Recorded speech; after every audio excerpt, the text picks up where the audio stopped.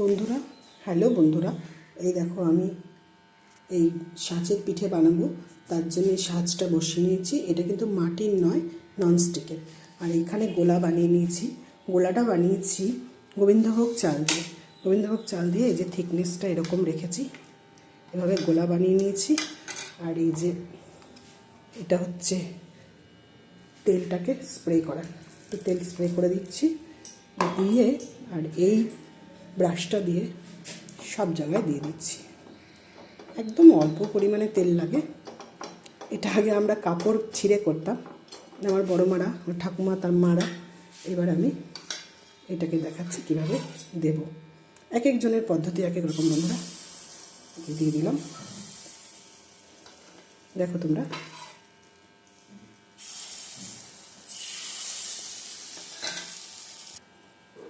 সবকটাই দেওয়া হয়ে গেছে। এবার আমি একটা প্লেট বা সরা দিয়ে এটা ঢেকে দিচ্ছি মিনিট 3 জন্য। গ্যাসটা যেহেতু সিম অবস্থায় রয়েছে, সিমে দিয়ে করছি, এই যে এর জন্য 3 মিনিট আমি দিয়েছি। এটা খুলতে গেলাম, আপনা আপনিই পড়ে গেল। এই যে দেখো অনেকটাই হয়ে গেছে। এবার আমি ছুরির সাহায্যে এগুলোকে তুলে দেখব যে হয়েছে কিনা। হ্যাঁ, উঠে যাচ্ছে। এই জন্য এই সামনের অংশটুকু একটু কম হয়েছে, তাই জন্য এটাকে তুলে দিয়ে আমি এইটাকে ঘুরিয়ে দিচ্ছি। এই যে একটু কাঁচা মতো রয়েছে, তাই এটাকে আমি এইভাবে ঘুরিয়ে দিচ্ছি। দিয়ে আরও 1 মিনিট মতন রাখবো। 1 মিনিট পর আমি এগুলোকে উল্টে দেখছি যে এই ভেতরের অংশটা হয়ে গেছে কিনা, না কাঁচা রয়েছে। যে হয়ে গেছে, দেখো ঘুরিয়ে দেখে নিচ্ছি, হয়ে গেছে। এগুলোকে এবার আমি তুলে নিচ্ছি।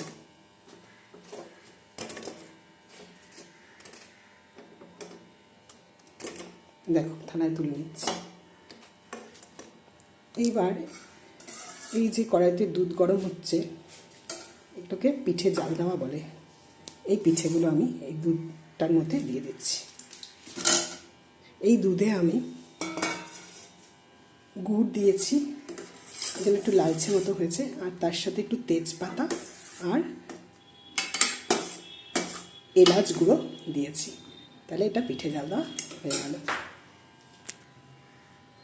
আবার এমনি কয়েকটা ভাজবো, তার ব্যাটার রয়েছে।